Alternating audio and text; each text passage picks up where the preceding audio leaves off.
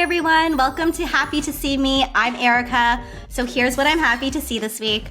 As I shared a couple podcasts ago, I am moving, so I am very much in furniture shopping mode. And I went to this beautiful vintage store in my hometown of Niagara Falls called the Vintage Venture.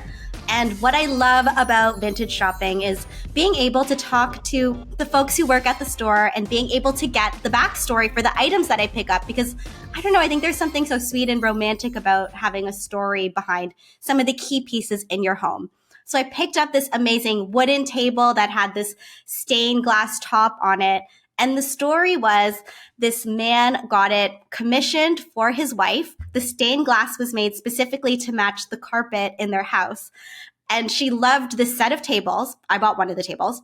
She loved this set of tables and kept them until she was well into her 90s. And the couple was originally from Ireland. And after her husband passed away, she moved back to Ireland in her 90s and then sold the tables to this store.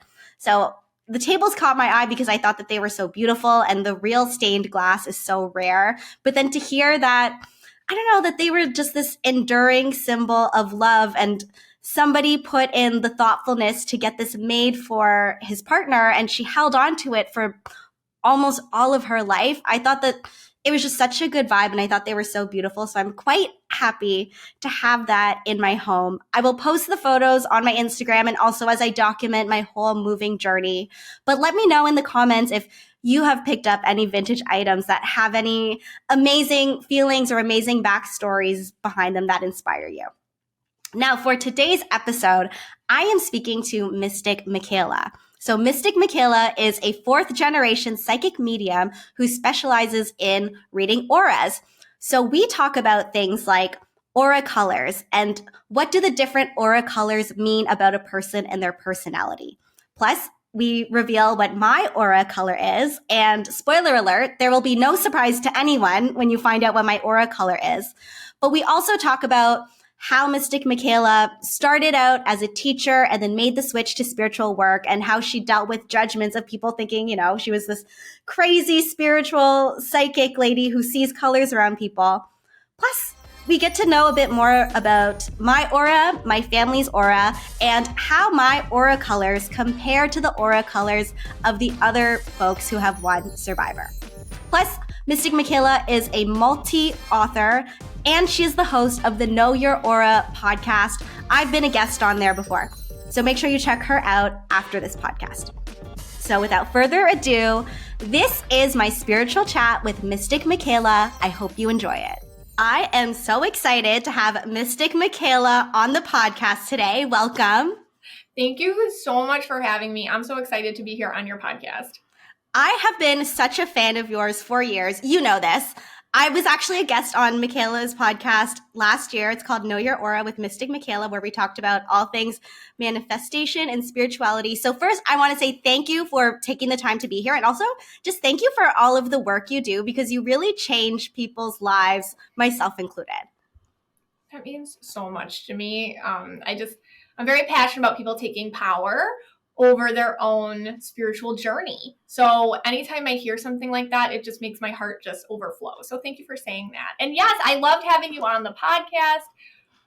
It was so fascinating that a Survivor winner was listening to my podcast. And I was like, oh my gosh, this is so cool. So it was very surreal for me. Oh, yeah. When we were in quarantine, before we filmed Survivor, so we had 2 weeks for quarantine because of COVID, we could download things to listen to on very old iPods and actually brought some of your episodes with me. And they were so helpful. And I think that I know that a lot of the manifestation stuff seems so woo-woo and we can get into it. But I think for me, the main takeaway that I got from your podcast is, okay, even if you don't believe in the magic and the woo-woo and you think that it's crazy that you just put a picture on a Bristol board and all of a sudden it happens, I feel like that's not what it's about. I think the main thing is believing that you are worthy of being happy and having the things that you want. So thank you for teaching me that. Oh my gosh, 100%. Thank you. After you were on my podcast, you talked about how you wrote a letter to the universe and that you wrote it before you went on Survivor. And it was just such an inspiring story. So I have a Facebook group and I put up all right, we're going to be like Erika. We're all going to write letters to the universe. And so many people did it. And I still get messages back from people about how that prompt, their letter to the universe came true and inspired them and put them on a more authentic path. So the ripple effect's crazy of these things. Honestly, I think that truly so much of it comes from you, right? Because, okay, again, if people are skeptical and they don't believe that there's the magic of the universe and all of that stuff, but even if you just write a letter to the universe with the life that you want, and you truly in your heart believe that you are worthy of feeling happiness and having these things, then you feeling worthy versus you not feeling worthy, the results are going to be different. And then everything is just going to fall into place. So thank you for teaching me that. Awesome. So you are a aura reader and you're a medium. So I want to get into all of that. First, what is the difference between an aura reader and a medium? So for me, I just see colors around people, and I know how that sounds. Like, I get it. My whole entire life, I've seen colors around people. And it took me a long time. It's just like anything, like smelling or hearing or touching. If somebody said, hey, describe the first time you could smell or whatever, you would be like, well, I don't know. I just always did it. And you learn as you go with the smell thing. And you can get better at it. You can become a sommelier, or you can become an aromatherapist, or all sorts of things. So I've always seen colors around people. And it took me a while, a whole journey, to figure out that what I was seeing was, and in fact, people's energy signatures. And I just see them in color. And you can call it the aura, you can call it an energy signature, you can call it a vibe. So that's an aura reader. And the colors that I see, they're kind of like starting points. They're little doorways. And when I get to talk to somebody who wants to hear about it, I start with their energy signature and I read it. And I say, okay, I see this, I see this, I see this. And then other things come up. Their obstacles, things in their life that they're forcing themselves to do that perhaps they should just let go of, or programming where they were told they were somebody else and in fact they need to drop that expectation and why. So it's a very layered, complex thing. But mediumship, I think people are more familiar with that, and that's the ability to talk to people who've crossed over, or communicate with people who've crossed over. And that is something, because I always start with auras, but that's always something that in readings, when it happens, the way that I do it, because I can only talk to the way that I do it. The way that I do it is I'm an empathic medium, so I'll get their personalities or their feelings, the way that they were in life. I'll get that, and it comes through. And it can just be very healing for people. And again, even if you don't have to believe these things, I think it's just a way to do introspection, and it's a way to think about something in a different lens. And that's really what it's about. Were you always seeing auras, or were you always getting these messages from spirits even when you were a kid? Yes. I mean, my earliest memories, I remember seeing colors around people and just thinking not much of it. Like, everybody could do it. You're the only one that lives in your brain, So when I think we all have this experience. So many, like, you don't talk to yourself, or some people visualize and some people can't visualize, or it's what's normal for you might not be normal for other people. So I didn't even think about it, but I would categorize. I remember being really young and categorizing the different aura colors. Like, purple is like my mom, so purple people are like my mom, and red people are in charge. I remember putting categories to them, but I wanted to be normal. I didn't want to use these things. Actually, I come from a psychic family. A lot of people in my family are practicing psychics. So I'm very sensitive. And I was raised also really strict Catholic, which is super confusing. So I was really, really sensitive to people's judgments. And I didn't want to live a life where people thought I was a con person, or I was lying, or I just don't like attention either that much. So I was like, all right, I'm going to be normal. So I went on a path to go be a teacher, and that's what I did for a long time. Wow. Okay, so since you're from a psychic family, you going to your parents and saying, oh, I see these colors around these people, your parents were probably like, okay, whatever, this is just what it's like in this family? Yeah, totally. And I think that's all kids have an ability to see beyond. That's why kids are so great. Mm-hmm. And I think the biggest component would be nobody shut me down. So when I would say things or I saw things or I felt things, and plus it was just a normal conversation in our house. Nothing was shut down. It was like, oh, yeah, that's just, we lived in this really old house.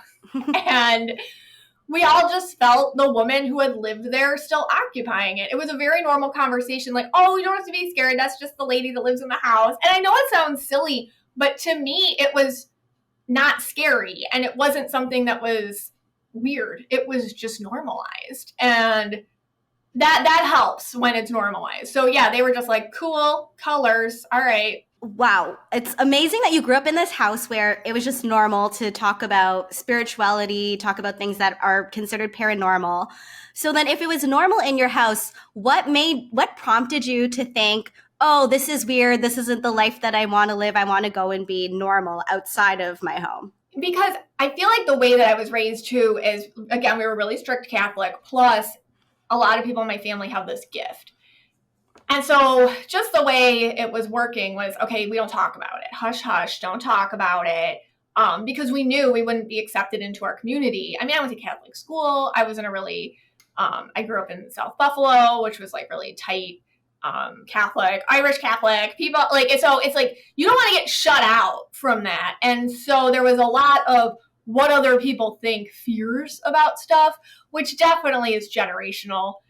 And luckily, we live in a time where more people are open about this. So I think timing has a lot to do with it. But honestly, I can feel when people are making a judgment about me. I think a lot of us have that feeling in a lot of different ways. You walk into a room, you immediately know people are measuring you up. And some people, and I think you're one of them too, Erika, you feel exactly what they're thinking about you, what they're saying, what they've already made an estimation about you. I wanted to have control over that. So I wanted to feel normal. I didn't want people to have that power over me. Now, that's what I thought. I thought I was taking my power back. Actually, I was totally giving it away because I was succumbing to just being invisible. Mm-hmm. And I love teaching. I was a Spanish teacher for many years, middle school Spanish teacher, and I loved doing it. I liked the kids and I liked teaching, but I just was so empty inside. It wasn't what I was supposed to do. We all have a purpose. And it's funny how these things creep in because I was using the aura color abilities to teach. I would differentiate instruction based on each aura color. I'd be like, okay, yellow auras need the grammar lesson. Red auras learn best if I make this into like Jeopardy before the test, like a game. Purple auras need to do something creative with it, maybe like a little play in front of the class or something like that with talking. So I knew that. And I would also, my seating chart had secret language on it, my own language, like don't put two purples next to each other. So I would, because they're going to talk too much or whatever. So I would move everyone around based on aura colors. And just like anything, when you spend time and it's like a muscle, I got better at it. And then what happened was I started getting these crazy messages.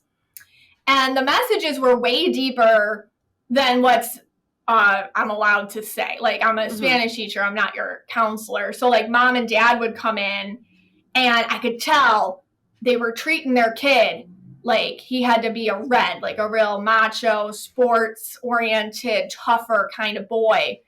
But he was blue. He was sensitive and he was feeling the pressure of this. I can't say, hey, you're treating your kid like a red and he's actually a blue. Like, I can't say that. And it was eating at me to the point where I was getting horrible anxiety. I think we've all been in situations where we're doing something and we know it's not right. And it's more effort to keep it pushed in than it is just to let it go. And so that's how that transpired in a nutshell.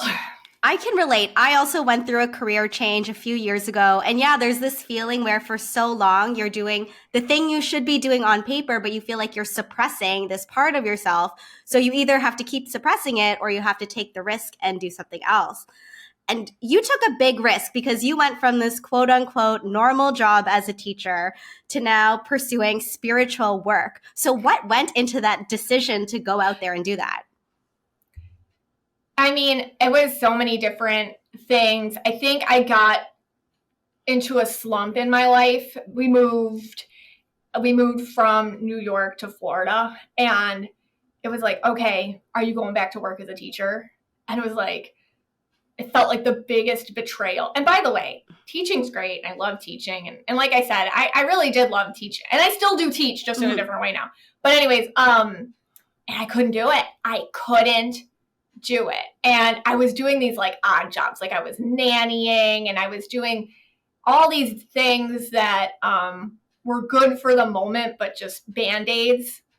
And finally, I think when you get so low, and that's when the thing you've been fighting off finally, or you can call it spirit, you can call it whatever you want to call it, finally they get to you. And it was like, you know what? Let's just do it. Why not? And I started doing email readings. So I just put it out. I made a little Facebook page because it was back in 2013. I made a little Facebook page. It's like, okay, send me 3 pictures and, questions or not. It was up to them.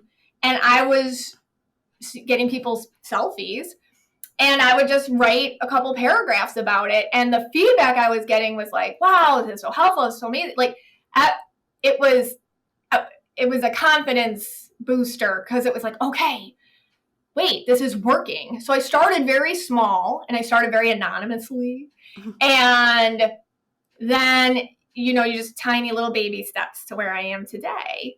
But yeah, I think the slump, if it wasn't for that slump, that's why to this day, I honor the slumps. I honor the times when I'm feeling low, because I know that's when the higher power can speak to you a lot clearer.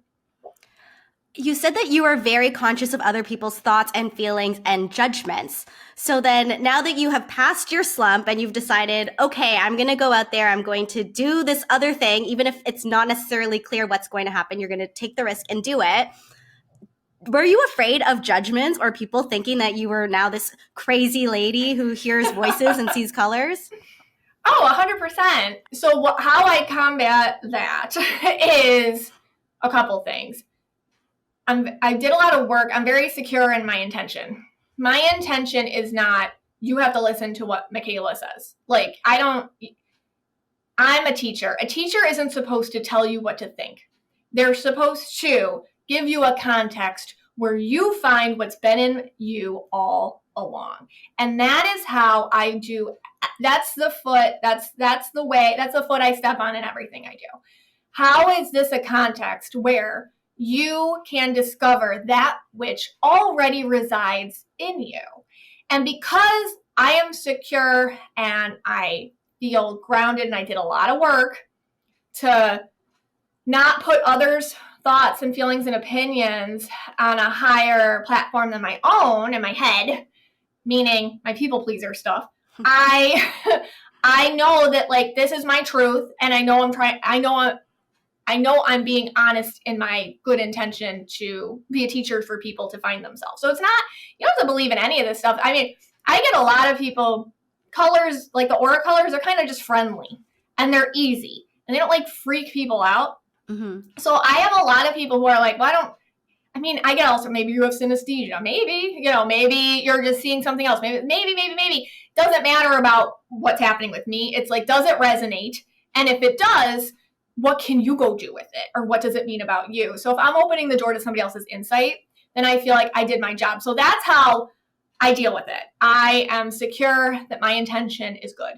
And I'm secure in my mission with what I'm doing. But yeah, I went to a baby shower not too long ago, and I got the dreaded question, what do you do for a living? And it's like, because it's like filled with normal people, and it's like, oh God. And I still look like a teacher. Like, I still dress like a teacher. I kind of look like a teacher. Normally I have glasses on. So I know when I say, I'm a podcaster and a spiritual author, and I read auras, which are the colorful life force energies around people, people are like, what? Like, I hate that feeling. Like, I still hate it. And I think it's just never going to go away. Mm-hmm. And I've come to peace with it. But I hate being asked, what do you do for a living? Like, I hate that. Oh, that's the worst question. I think that once you leave a quote unquote normal job, it's daunting to answer that question. I think especially doing what you do, where there has to be this level of belief and people taking a leap of faith. It's like, okay, here we go again. I feel like there are some people who are, if you say that to them, they would be like, okay, cool. And they'd be open to it. And there's probably others who immediately would raise eyebrows and be like, oh, that's not real. Why are some people open to spirituality and things like this and some people skeptical to it? I think it's based on what you've been exposed to. There are a lot of not awesome people out there saying that they are psychics and whatnot, and they're scammers and they take advantage of vulnerable people. So people are leery about it, which number one, I get, and you should be, honestly. Never, I don't care who it is. Don't ever take someone's opinion over your own, ever. It always fact check with yourself. Does it resonate? Does that sit right? Is that feeling funny? So I get that one. I think another reason is people are nervous that they're it could be like a religious thing, like that, like this is evil, or immediately this is different and I was told this is wrong, so I'm going to quickly rebuke it, before it touches me or anything. And that can feel very stressful. That actually, I like skepticism a lot more than that other one, than people just rebuking it because they're immediately like, well, you're evil and this is wrong. And it's like, I'm not trying to do anything. Like, I don't care, so, because that's more a pre-belief and a closed mind. So I think people are just frightened, and I get that too. And then some people, they're scared that you're going to read their mind or something, or you're going to, oh my God, she's going to know that I'm doing this, or she's going to know that I'm doing that. And it's like, honestly, I keep my nose out of your business. I pick up stuff, but I don't personally, I don't want to know, Yeah. and I forget a lot of what I hear or what I do in readings just because it's a lot. And, personally, my own ethos is I'm like a phone that you pick up to talk to a source energy or something. That's it. And I'm just a vessel for you receiving messages. You could receive them from a million different places. Sometimes we get messages from strangers on the street. Sometimes we get it from a book we read. Sometimes we see a billboard and we're like, that made me think. There's a million ways to get these messages.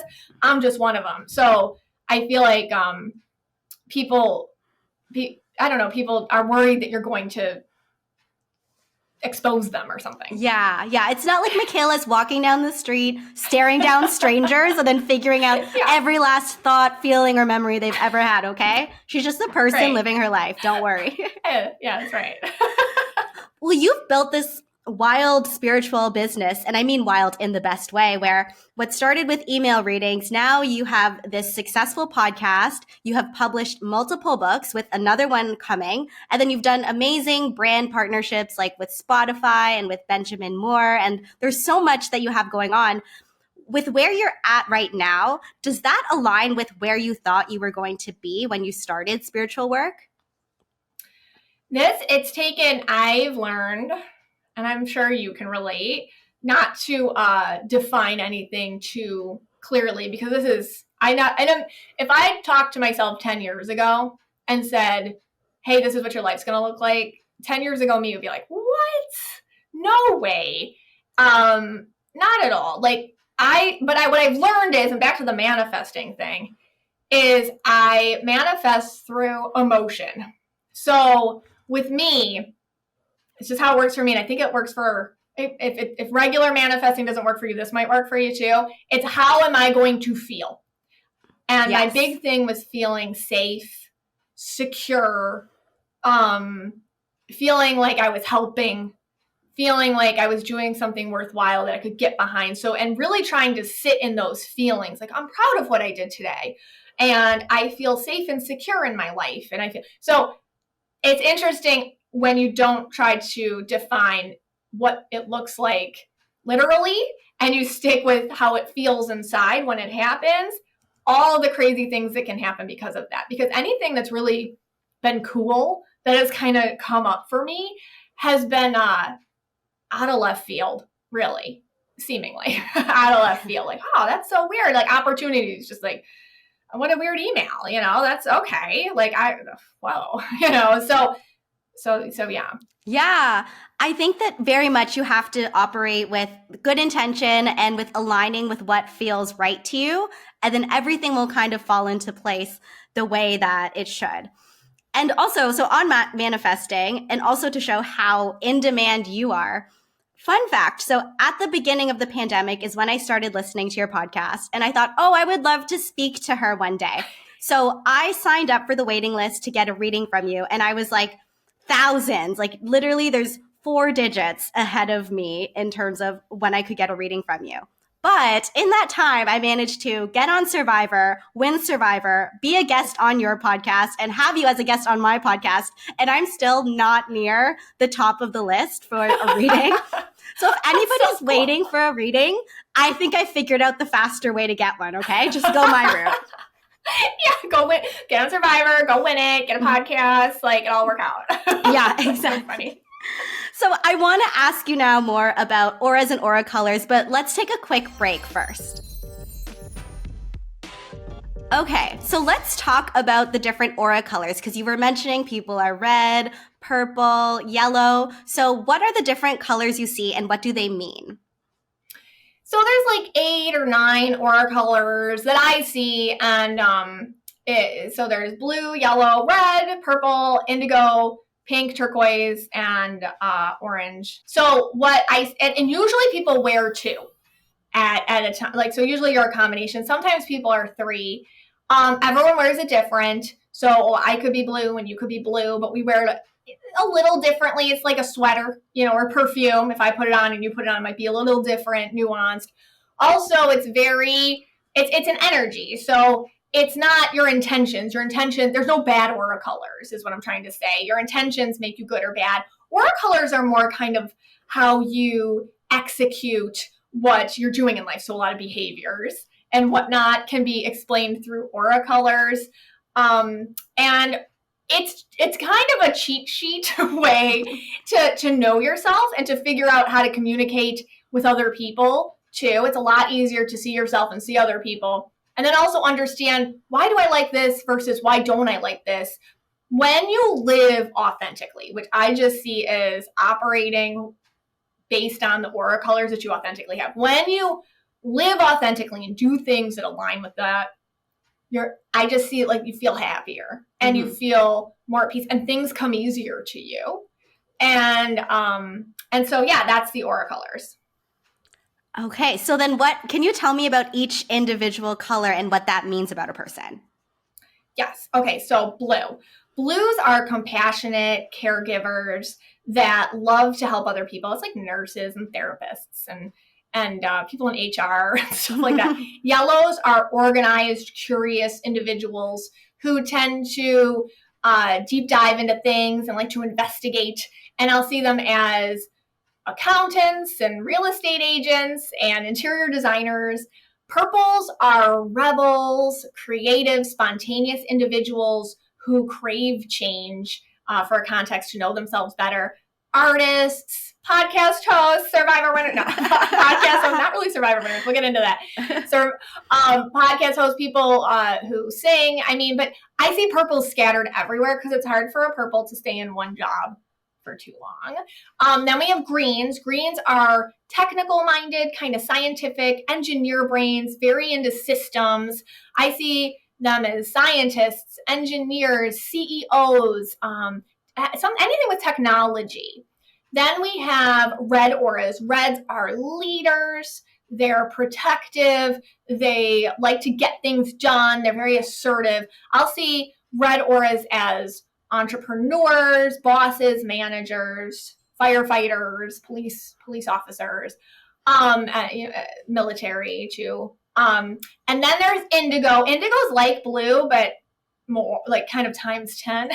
So they're also really compassionate, but they can't do things with a lot of people. They get very overwhelmed by energy. So they're better one-on-one. So I'll see indigos as like speech therapists or people who work, anything one-on-one with somebody. They like that.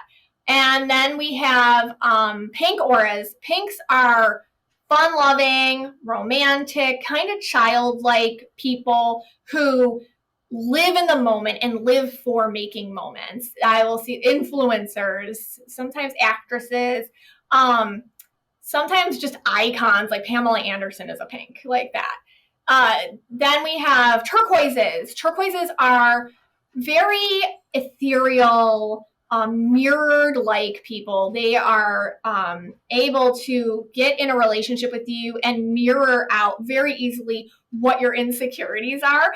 And they're healers. They're usually like energy healers. So I'll see them as Reiki masters, dentists, interestingly enough, aromatherapists, stuff like that. And then I think I got through them all. Oh, orange. And then orange is, that's a funny color. Like sometimes I'll just see it more as a color, like an add-on color sometimes people wear, but some people are orange.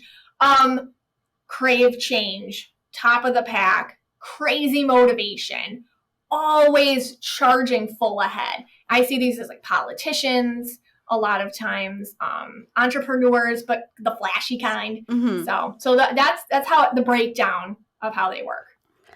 And are people born with their aura colors and that's their color for life, or does their color change throughout their lifetime? That's a good question. So I like looking at kids around 3. I think that's kind of when, and if you're around kids, that makes sense because that's when they kind of get a little bit of their personality comes out more. So around 3, you can kind of see their aura color a lot better.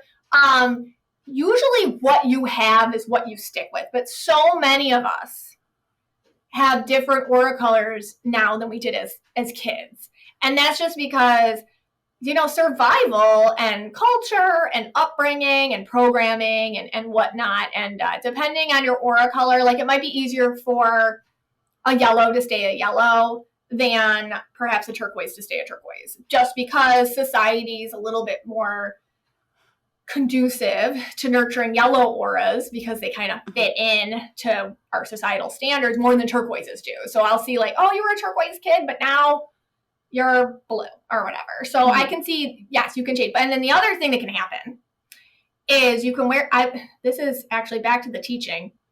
Parents would come in and I noticed they were wearing aura colors, but they didn't feel right on them. I'm like, why are you wearing a different color than what you are? And then I realized that people wear inauthentic aura colors when they don't feel capable of living life. It's all subconscious, the way that they should, or the way that they actually are.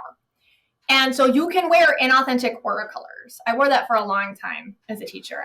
I'm not yellow, I'm not organized, but I was wearing a lot of inauthentic yellow. It feels very exhausting to wear an aura color or an energy that's not yours. It's like putting on a mask every day.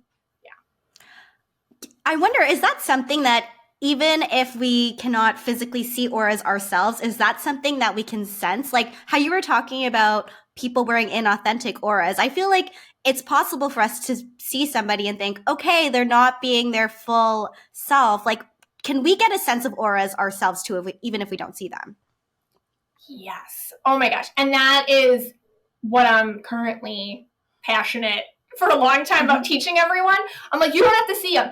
Actually seeing them isn't necessary because everybody has an ability to feel vibes and every color has its own vibes. Like red is intense and yellow is curious and green is technical and blue is caring. Like you feel people's vibes. You're a human, you're an animal, you can feel people's vibrations. And yeah, and honestly seeing it, it's fun. And I just happen to do it. But feeling it is where the magic comes from. So I teach people, I feel like a lot of my podcast listeners, people in my Facebook group and stuff, they all are constantly reading other people's auras all the time because they get it. And it's like anything, if you stay around long enough over on my side of the world, like you'll pick it up and you can do it because it's just vibes. It's vibes. And yeah, the inauthentic aura thing, it's kind of like when you see someone pushing themselves to do something and a lot of it is how you react to it. Like, man, I always feel like really exhausted when I'm around them, or I can't say something that I notice because they get a little defensive or like that kind of thing because you know that they're trying really hard in some direction that it's like watching a fish try to climb a tree and the fish is like, I can do it. And you're just like, okay, I'll wait till you can't, like I'm not gonna, that feeling is how it feels. I feel like from learning from you, now I find when I meet people, I put them into colors. I'm like, okay, yeah, this person is yellow and this person is red. And a few months ago, I was talking to a friend and she was frustrated because her husband wasn't being as sensitive to something as she wanted him to be. And he kept pointing out solutions and saying they need to buy this to solve this problem. I'm like, oh, it's because he's green. And I actually pulled up your Instagram account. I'm like, so do you think this suits his personality? She's like, yeah. I'm like, oh yeah. So his way of trying to show you love is he's like, okay, let's buy the thing to fix this thing in our house rather than talk to you about how you feel sensitive because he doesn't realize that's what you need. And she was like, oh, okay. Thank you. And that's truly like, yeah, that's it. Like, and that can save a marriage, you know, and that can save a friendship, and that can improve a familial connection. Being like, it's not, if you're blue and he's green, you might need to hear things or be hugged or held or told this or that. But if your green partner might be like, oh, well, let me just, like you said, buy this thing to make the problem go away, or let me just come up with a solution, and they can get a little robotic about it, but their action is trying to show you love or whatever. So yes, that's awesome. Yes. That makes me I hear that all the time, and it makes me so happy. So I want to ask about yours truly. So what color am I? Okay. So I'm you, and I'm so glad because you sent me pictures of you as a kid, which is very helpful. Okay. So right now, I mean, you're wearing purple, you know, obviously. Very purple. You have a lot of purple. And I see blue on you too. Now, but the way it works on you is I feel like, and it's interesting because you gave me a picture like pre-Survivor versus today looking at you. Like when I look at older pictures of you before the Survivor thing and your life totally changed and everything, it's a lot more blue, and it's not bad to be blue. It's just there's an imbalance, and I see you, and blues are really good at absorbing. So it's like, okay, who do you need me to be? I can be that. What behaviors do you need me to do to fit in? So it's all about you fitting in instead of finding a place that suited you in the world. And I feel like, and now looking at you, your colors are much more balanced. The blue isn't being used to figure out what you have to do to change. It's being used to actually just hit the hearts of people, which is what it's supposed to be for, to communicate, to make that connection, to be human, to show people your empathy and yourself and your vulnerability, which you do so well. That's what it's for. And your purple, and it's also very confident, feels funnel. And your purple looking at you is much more to the front. And I feel like you have a lot more confidence in your ability to roll with things than you ever have before. Because when I look at you in this other picture, purple's there, but it's kind of like, sorry, I'm purple. Like that's kind of what it feels like. Because purples can feel, oh, I make mistakes, or I said that too quick and I shouldn't have said it, or what's wrong with me, or why is everybody okay when they're settled and I don't like feeling settled? Like, why is everyone okay being normal, being like ants in a line, and I just can't do? Why? Is there something wrong with me? And I feel like you understand now, like, no, I'm good. I just have to flow and change and create. So your balance is better than it was before. And then you gave me a picture of you as a kid too, which I wonder if you have a yellow or a mother. You didn't send me a picture of your mom. Yeah, I bet I do. I bet I do. Love my mom, but 100%. Yeah. I can always tell when a kid has a yellow aura mom, because yellow aura moms are so on top of it, like very much, and it's great. And listen, you know, I'm a mom, so, and I remember like looking at yellow aura moms, and that's what I try to tell moms who aren't yellow. I'm like, listen, you're probably not going to get your kids to bed at 7:00, but the yellow aura moms are, and the kids won't question it. They just don't. And my kids are like, hey lady, like, I'm like, why? And anyways, yellow aura moms just seemingly have it more together than everyone. And they can be very big on like structure and routine, and kids have a job, and they're very good at pushing independence. I'll say that. They're really good at like, you can do that yourself, make your own sandwich, you know, I'm going to teach you how to do it so you can keep doing it, like that kind of thing. So they're good like that. But I can tell on you, because when I'm looking at little Erika here, your purple, and this is really cute, like your purple is very, very strong. And you have that confidence that you lost, but now you got back, which I think is really great. And because your purple is very sparkly, and I feel like you loved your family and you liked just being around everybody and that roll with it vibe. Wait, did you have how many siblings do you have? There's 4 of us. So I sent you a photo of all of my siblings too. So that also makes sense why my mom had to be so yellow with all the kids. Yes. She was good. She was good at it. Because 4 kids, that's a lot. No, but I think also being part of a family, a bigger family like that, you learned really early on, and this isn't a bad thing, it's just how our families affect our aura colors. So being a purple / a blue, the blue is listen, you probably didn't get to make the choices. Mom made the choices, or sometimes maybe a louder sibling made the choices, and you just had to be all right, so you get used to that. And your blue is supportive of that. So we have to watch as we get older, I don't have to do that anymore. I can remember what I want and do what I want. I'm not one of the pack anymore. So it's just the programming. But when I see you as a purple, I also feel like you love the chaos of it, and you love the fun of it, and you loved the, probably loudness of the big family, all that kind of stuff. And you just feel like a really happy kid, I also get you were very sheltered or something. Yes, my parents were very strict. Yeah. And it feels safe in a lot of ways, but also you're really young in this picture, and kids take a while to morph into what the parents are wanting them to be. And you, I feel took longer than the other ones. But then once you did, you were really, straight and narrow. How's that how does your family feel about you on Survivor and doing what you do and all that?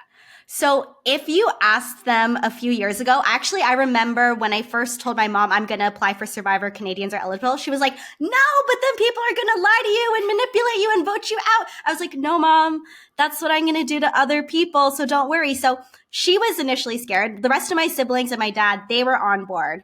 But then after the finale aired and I won, I threw this huge party, and my mom gets on the mic. I had rented this theater, so there's all my family and friends. And she tells this story from her perspective. And she says, oh, my daughter said, don't worry, Mom, I'm going to be the one to lie to everyone and manipulate them. But she was like, what makes me the most proud is when I watched it, she never had to be cruel to anyone. She never had to lie to anyone. She could be herself, and she still won. So she ended up coming around to it. I love that. That's really brave for you to do that, though, because I feel like you love them so much and you don't want them to worry about you. So you taking that leap, that's a huge spiritual jump, because sometimes we can love our parents so much we don't want to cause them a moment's worry. So we stay what they kind of need us to be for them to feel like good parents and for them to feel like we're safe. So you challenging that's that's very purple of you, and I think it's really cool. As a purple kid with a yellow mom, out of all the 4 of the kids, I was definitely the one who fought with my parents the most, which makes sense if I was sheltered, but I was the rebellious purple.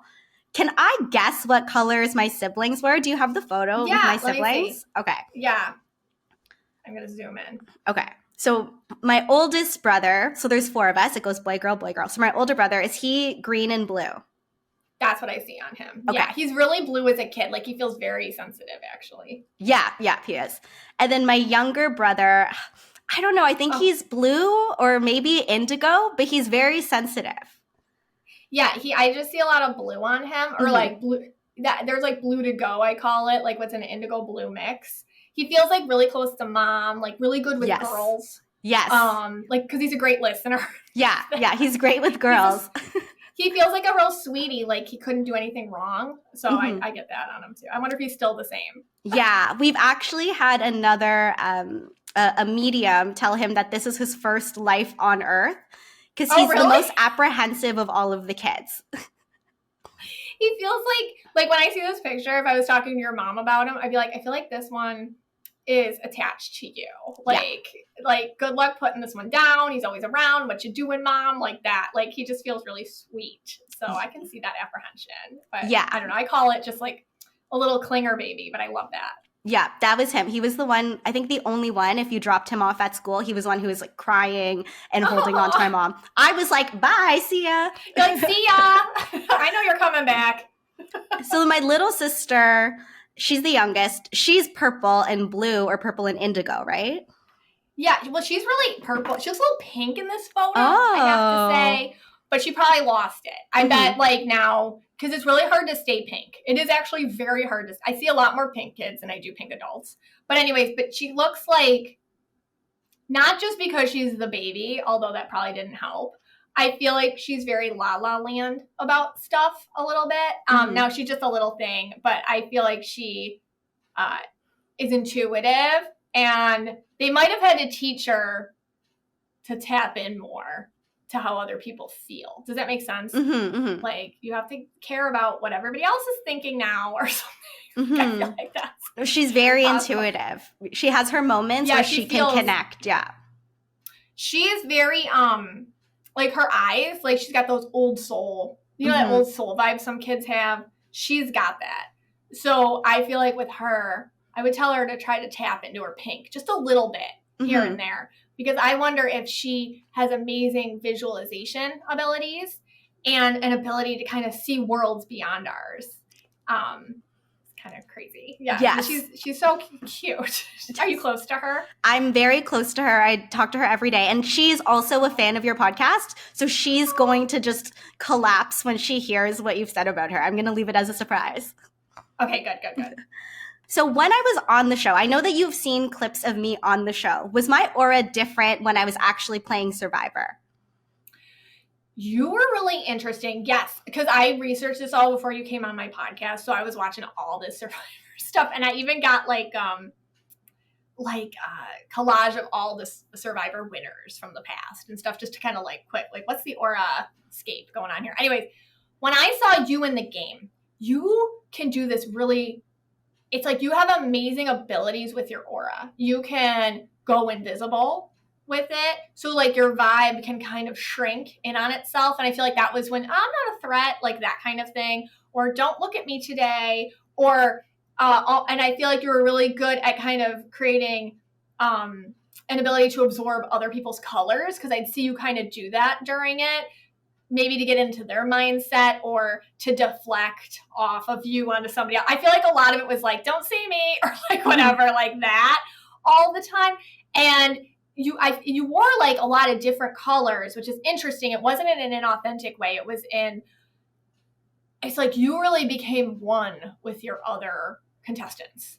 So I feel like you would get, and tell me if this is right, because I just get how that would look is, I know how they're thinking. And there was a genuine camaraderie I feel like you had with them. And they trusted, you know, there was trust. And there was like moments of just, but you didn't do it, like your mom said, you didn't do it sneaky.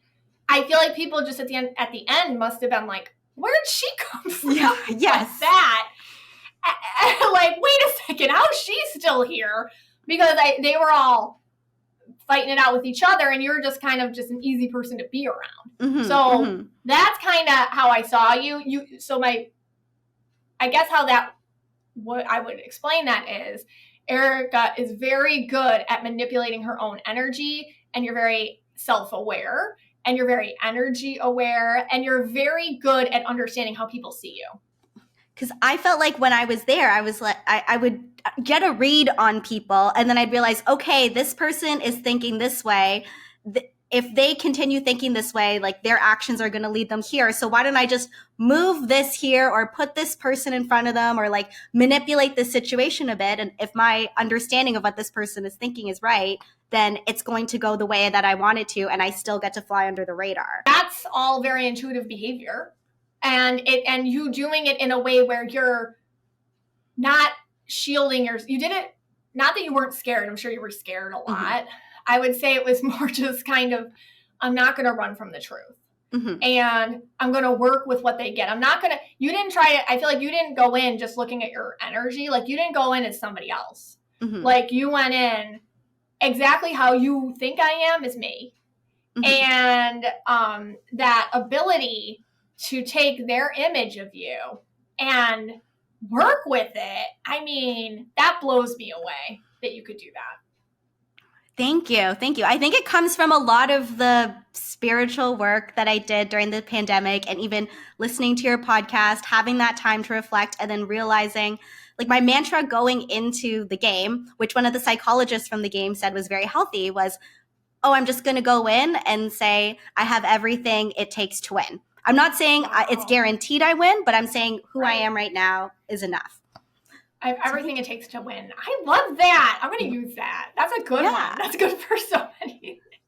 Yeah, because like I think, and looking at past winners, the majority of them are green. Mm-hmm. So, and then it's like kind of yellow, and then it's kind of like even red, meaning the majority of them are so systematic about it. Mm-hmm. And you got into a meta level on that. So you know they're all playing the system and the this and the past and the statistics and the who knows what's going on in their head. And you're just kind of like, and you're like a cloud of vibe moving through. Where do I have to be? Where do I have to be? You're very adaptable and flexible energetically. And they just didn't see that coming. Because a lot of people aren't. And I feel like other people who are like you, like other Purple Blues who may have been on the show in the past or whatnot, their emotions can get them. And you, because, you know, Purple Blues, very emotional people, a lot of anxiety, a lot of like, oh, forget it, or caught up in something, or that was so mean, like that kind of thing, or insecurities can get you more than the green people or the yellow people or the red people. But you managed it and you worked with it. So that makes you unstoppable, which it was. So I thought that was really cool. It's like, it's a lot of encouragement for people like me and probably a lot of your listeners who are more, I call it like empath auras, like people who are just a little bit more sensitive or open to stuff, that we can do it too. We can be competitive and win too at things. Yeah. You know what? It makes a lot of sense because I know that there were a lot of people who were not happy that I won, but I assume it's probably the people who like to see someone who's green winning in that methodical, systematic way. But then I had a lot of people who were just in tears, so happy to see me win. And for some reason, I struck a chord with them. And it might have been, those people who might be more intuitive or empathetic, and they were able to see somebody like them pull it off. So you don't have to be green to win Survivor, people. Maybe statistically, they have the most success, but you don't have to be. You could be yourself. That's great. That's really interesting, but it makes a lot of sense that somebody would be like, oh, she didn't play it correctly or whatever, because they like to see the way, like a chess game or something. But this is another way to play it. And I think a lot of people who don't see, Purple Blues are more adaptable. I would say blues / purples in general are kind of just more adaptable to different situations. Greens aren't. And that's fine. And I'm not putting any color down. It's just that they probably don't want any more Erikas on the show because they're nervous. They're like, oh no. So as long as whoever's in charge doesn't get a hold on people's aura colors, the Purple Blues can still sneak in. So it's I believe in you. You can do it. You can pull it off. Can I ask you a question that is not to do with Survivor, but very much a personal question for me, to switch gears really quickly? So earlier this year, I froze my eggs. And in my mind, so I would nickname the eggs that were in the process of growing and then being frozen. I would nickname them my soul babies, like the movie Soul, and how there's the little souls bouncing around before they come to Earth. So I'd nickname them my soul babies. And then I would talk to them in my head. Do you think that they could hear me? Yeah. So what you're doing is, I think it's so cute, by the way. What you're doing is your babies, and I see this all the time with people in readings, like the babies, and you don't necessarily have to have them. That's the thing, because babies are free will. But the babies that are meant for you, which are honestly just the souls, so it's funny that you call them that. They're just souls that are meant for you. You feel them. You feel them ahead. Like I feel a boy around you. So like you feel them. And so many people that I talk to, especially people who are very intuitive, are like, I just know I'm going to have a girl, or I just know I'm going to have a boy. And I see the boy in my head. I talk to the boy and I hold the boy. So what you're doing is you're talking to these future babies who are just hanging out on the other side, just waiting for the soonest opportunity they can. They'll take it. So you're just talking to them, and that's an interesting way to do it, but it's not unusual, and it works. Okay, good to know because when it was happening, I had all sorts of stuff going on in my schedule, but then with the way that process works, I just don't know the exact timing of when the actual freezing procedure happens. So I was like, okay, hopefully it's this day, hopefully it's this day. And then I was like, you know what? Like the soul babies will decide what the best day is. If they're like, it's on this day, it's this day. So then it happened on a certain day. I'm like, okay, I have to just trust that you guys picked the right day for it to happen. Yeah, the souls that are meant for us, however they come into our life, these little babies, however they come into our life, it's it has very little to do with what we think it does. I truly believe that. When you open your heart to when it's about to happen, it's going to happen in a way that it's not always DNA. Sometimes it's adoption, or sometimes it's surrogacy, or something. There's or the way that you're doing it too. There's so many different ways these babies can enter, and and if you're just open to it, they will work with you because they definitely want to come through. Yay. I mean, I want them, but just in a couple years. Right now they can stay. They can stay frozen. I paid a lot of money for them to be frozen, so they can just stay frozen. Take your time. Because you're not a yellow mom. No. So they're your mom will have to come in and put them to bed at 7. Yeah. So once they're there, they're there. Yeah. Like mine, right outside my door, lunch, they're always there. So you just wait. Mystic Michaela, thank you so much for chatting today. I feel like I learned so much about you and learned so much about myself. If anybody wants to keep up with you and keep learning from you, where can they find you?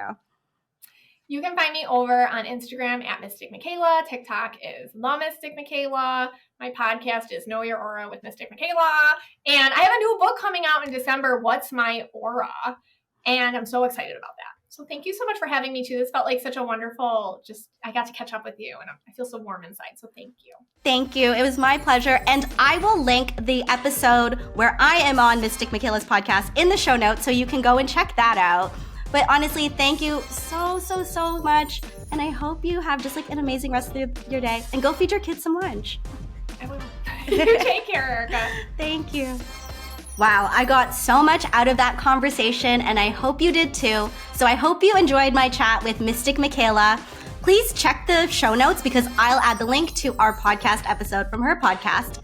And if you haven't already, please subscribe, rate, and review the podcast wherever you get your podcasts. You can also find the podcast on Instagram at @HappyToSeeMePod and on YouTube at @HappyToSeeMePod. Thank you so much for spending time with me this week, and I will be happy to see you next week.